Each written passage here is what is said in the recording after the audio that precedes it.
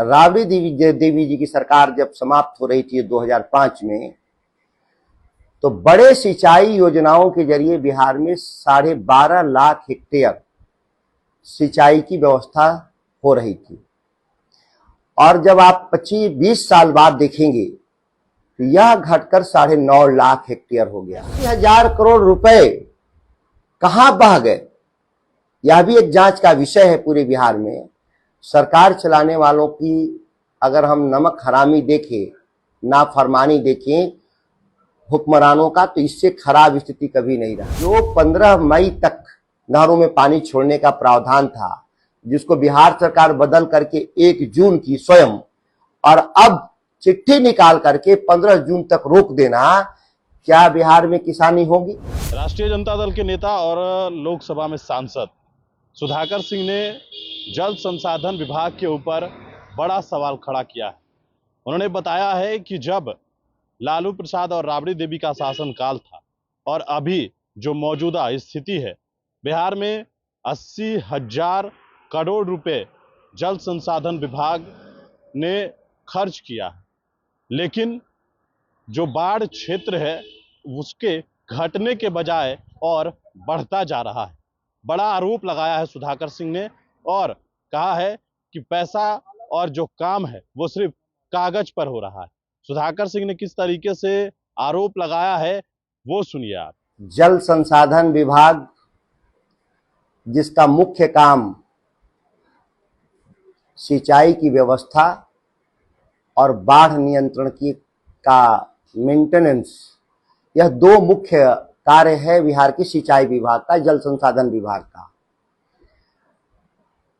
लगभग प्रतिवर्ष जल संसाधन विभाग के द्वारा, सिंचाई विभाग के द्वारा 4000 करोड़ से ऊपर की राशि बिहार में खर्च की जाती है। पिछले अगर 20 साल में हम देखें तो 80,000 करोड़ रुपए बिहार में सिंचाई विभाग के द्वारा सिंचाई के सृजन और बाढ़ के नियंत्रण 2 विषयों पर खर्च किया गया। बिहार के लोगों को जानकर आश्चर्यचकित होंगे कि पिछले 20 साल में जब राबड़ी देवी जी की सरकार जब समाप्त हो रही थी 2005 में, तो बड़े सिंचाई योजनाओं के जरिए बिहार में 12.5 लाख हेक्टेयर सिंचाई की व्यवस्था हो रही थी। और जब आप 25-20 साल बाद देखेंगे तो यह घटकर 9.5 लाख हेक्टेयर हो गया। बिहार में 80,000 करोड़ रुपए खर्च करने के बाद भी सिंचाई की क्षमता 25% घट गई। यह बिहार जैसे ही राज्य में संभव है, दूसरे किसी राज्य में नहीं। 80,000 करोड़ रुपए बड़ी रकम होती है, लेकिन इसके जिम्मे दूसरा काम भी है, बाढ़ नियंत्रण भी। बाढ़ नियंत्रण भी पूरे इस दौरान पूरे बिहार में 1 हेक्टेयर भी इलाका बाढ़ मुक्त नहीं हुआ। कई ऐसे आंकड़े भी आए हैं जो बाढ़ग्रस्त इलाका बढ़ा है, घटा नहीं है। तो ये 80,000 करोड़ रुपए कहां बह गए, यह भी एक जांच का विषय है पूरे बिहार में। सरकार चलाने वालों की अगर हम नमक हरामी देखें, नाफरमानी देखें हुक्मरानों का, तो इससे खराब स्थिति कभी नहीं रहा। एक लंबे समय से किसानों के हित में सिंचाई विभाग का निर्णय था कि हर हाल में रोहिणी नक्षत्र में हम बिचड़ा डलवा देंगे खरीफ के लिए, धान के लिए। लेकिन वर्तमान सरकार, डबल इंजन की सरकार ने इस कानून को बदल दिया, इस नियम को बदल दिया। 15 मई तक जो नहरों में पानी छोड़ा जाता था, वो अब 1 जून को इन लोगों ने छोड़ना शुरू किया है। सवाल ये है कि 1 जून को भी बिहार में किसी नहर में पानी नहीं छोड़ा गया। बिहार सरकार के सिंचाई विभाग के एक आदेश के जरिए कहा गया कि बिहार में नहरों के मेंटेनेंस और पुनर्निर्माण के चलते नहरों का संचालन 15 जून से शुरू किया जाएगा। जो 15 मई तक नहरों में पानी छोड़ने का प्रावधान था, जिसको बिहार सरकार बदल करके 1 जून की स्वयं, और अब चिट्ठी निकाल करके 15 जून तक रोक देना, क्या बिहार में किसानी होगी? धान की खेती समय पर होगा? असंभव। रोहन नक्षत्र निकल गया, रोहन नक्षत्र के बाद ये पानी देंगे, इसके बाद कब बिजड़ा डालेंगे, कब रोपाई होगी, और अभी जो फसलें हैं बिहार में उसका यील्ड भी प्रभावित होगा, उत्पादकता उत्पादन दोनों प्रभावित होगा, लागत भी बढ़ेगा। अब ये बिहार सरकार में 80,000 करोड़ खर्च करके क्या बिहार के ठेकेदारों के घर बनाने के लिए, नेताओं के घर बनाने के लिए, अधिकारियों के घर बनाने के लिए क्या पैसे खर्च हुए हैं कि 80,000 करोड़ रुपया किसानों के हित में खर्च हुए थे? 25% घट गया पटवन, यह तो आश्चर्यचकित है ही हम लोग। लेकिन नदियों में पानी रहते हुए भी सोन नदी के जरिए 8 जिला का पटवन होता है, रोहतास, कैमूर, बक्सर, आरा, अरवल, जहानाबाद, पटना और औरंगाबाद।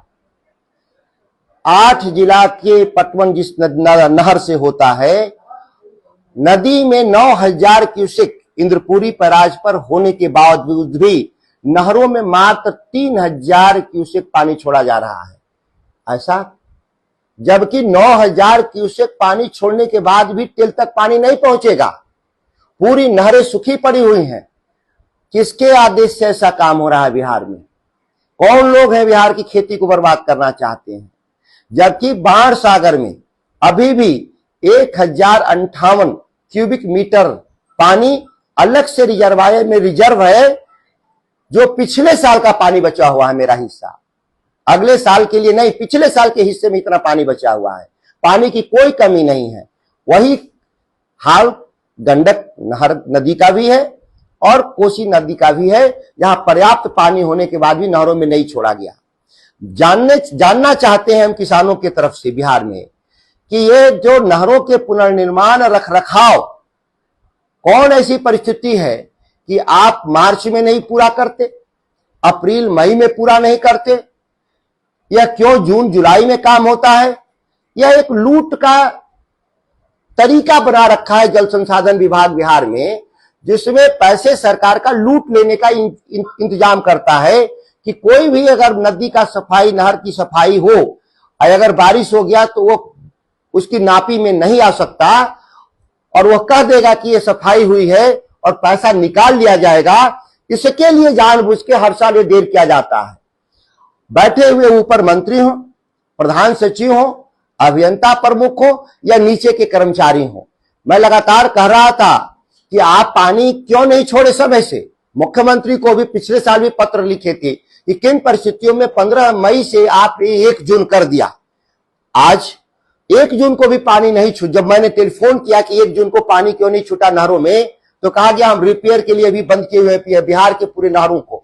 कौन ऐसी नहरें हैं कि पूरे बिहार की एक साथ नहरें बंद कर दी जाती हैं रिपेयर के नाम पर?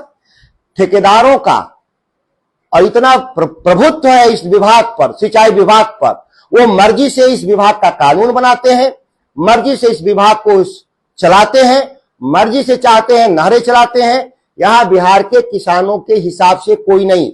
हमारे जो बिहार के कृषि विभाग के जो अधिकारी हैं वो भी सोए रहते हैं, वह भी कभी भी डिमांड नहीं करते। सिंचाई विभाग का मुख्य काम किसानों का सहयोग है, और कब पानी चाहिए और नहीं चाहिए यह कृषि विभाग के अधिकारियों को समन्वय करना चाहिए सिंचाई विभाग के अधिकारियों के साथ, जो कभी नहीं करते, सोए रहते हैं। और 80,000 करोड़ रुपए ये कोई छोटा रकम नहीं होता है बिहार जैसे गरीब राज्य के लिए।